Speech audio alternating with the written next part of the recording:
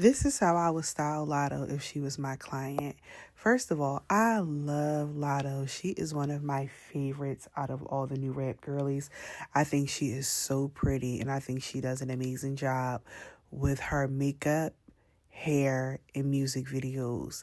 Now, her style to me could use a little work, but what I will say about Lotto, I think out of all the girls trying to channel the Y2K energy, I think she does it the best. But I think it needs to be some fine tuning. I think the reason that a lot of the girls are missing the mark with Y2K is that they think it's all sweatsuits, Juicy Couture sweatsuits, and it absolutely was not. That's how kids were dressing, or like 20-year-old white girls. But the black girls were actually into the fashions. Like Y2K is when designer fashion really started to peak again, and denim was all the rage. Designer and denim, especially designer denim. And I think that the reason that Lotto is more successful than a lot of the other girls is that she grasps that. All her styles are not based around a velour sweatsuit and her calling it Y2K. I love how she branches off into different designer pieces. She explores with the denim, the printed pants and things like that. But like I said, I think the issue is that a lot of the styling that's happening around the Y2K is being done from people and by people who actually did not live through that era. So it's kind of, they saw a few pictures of Paris Hilton and Nicole Richie and Kim Kardashian, and that's pretty much the extent of their knowledge from that era. And it was just so much more that was going on. And I think one of the best interpretations of that era in denim is Ginuwine In Those Jeans video. I think that video in itself captures a lot of that Y2K fashion that everyone is missing and not discussing. It just embodies all of it, because I just really think that it was such an amazing era for designer brands. It just was like the life came back into it. After like the amazing stint that they had in the 90s, it kind of died down a little bit. And I just feel like it just made a comeback during Y2K, and people just don't ever talk about that because they are just so busy on those freaking velour sweatsuits and those Louis Vuitton bags. Now, for Lotto's mood board, I think Kimora Lee Simmons should be on it. Kimora Lee Simmons is my fashion anchor. I think she is the queen of Y2K, and I don't understand how she is not brought up in this conversation more. Not only did she have baby fat, outside of that, just the fashion looks that she was giving us was just so luxe, glam, designer down, denim. Like, she just was the entire epitome of what it was. As you see, she was in Those Jeans video. She just gave it. And I think this type of style would look really good on Lotto because that's what she's trying to channel.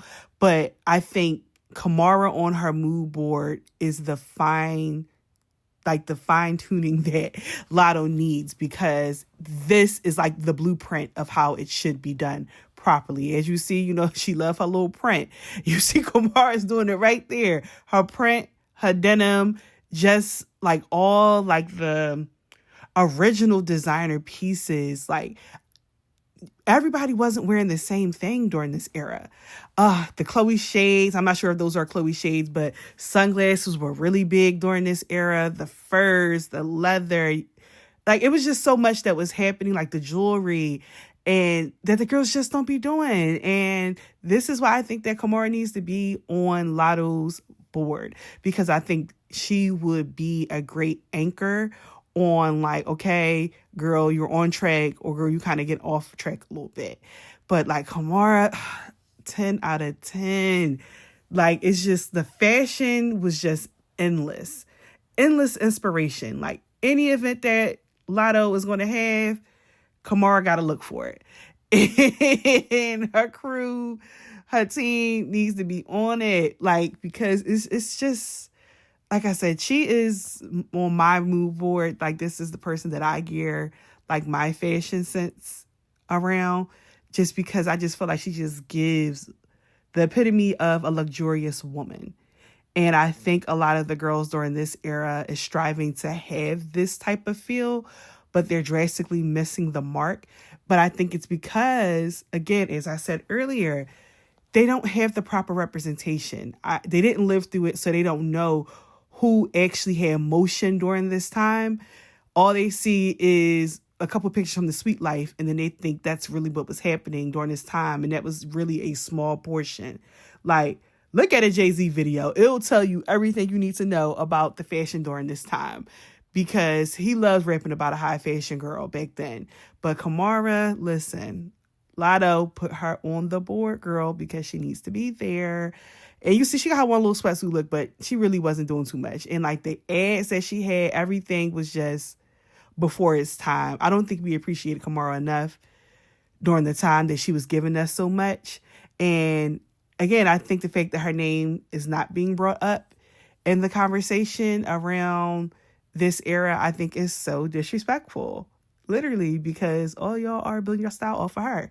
Now, for makeup, Cindy Crawford. Cindy Crawford needs to be on Lotto's mood board. Cindy has such a range that I think, I love Lotto's makeup, but again, I would love to see a softer version of it, more of an effortless version of it, like Cindy Crawford. I think this would just look so good on Lotto, because it's such a range of different things, like, and it's so sexy and like a sultry feel to it that I would love to see on Lotto, especially because how she wears her hair a lot.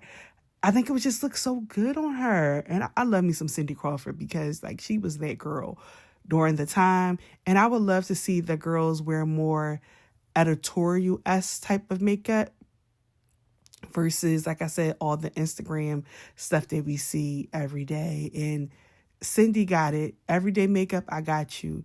Runway makeup, I got you. Going out, I got you. Like Cindy, like, look at the material. Cindy was that girl. Like, listen. Now for hair, Gwen Stefani. I love me some Gwen Stefani, baby. And I don't care if y'all got any side stories about her. Keep it to yourself. I feel like Gwen Stefani is one of the coolest white girls that ever touch this planet. And I think her hair should be on Lotto's mood board. She is another person who I think, when this Y2 conversation is coming up, why is her name not being mentioned? Gwen is literally textbook definition of Y2K, but yet the girls are not talking about her. I think because Lotto has like those different shades of blonde in her hair, I think that Gwen Stefani would be perfect for her, because outside of Khalees, I don't think anybody was going bar for bar with creativity when it comes to the hair outside of Gwen Stefani and Khalees. Khalees got number one spot, but Gwen Stefani right behind her, because like the color, the range, the things, and she did it in such a way where it's like, I love white girls who still act like they white. And I feel like that's Gwen Stefani. Like, even if she like channeled like different cultures and music videos and stuff, it was always tastefully done, respectfully done. And it still always gave white girl. And I just feel like with Lotto's hair, again, I just want to see something different from the girls. I don't want to keep seeing the same old weaves that we're seeing. I want to see some creativity. I want to see some versatility. I want to see the girls doing some different colors.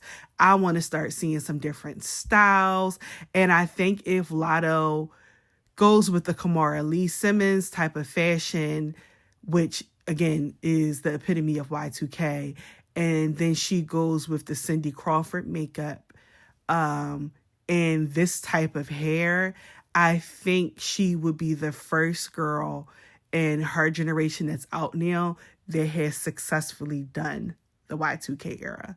So this is my take on how I would style Lotto. And you guys can let me know what you think, if you agree or disagree. And if you disagree, let me know what you would do differently.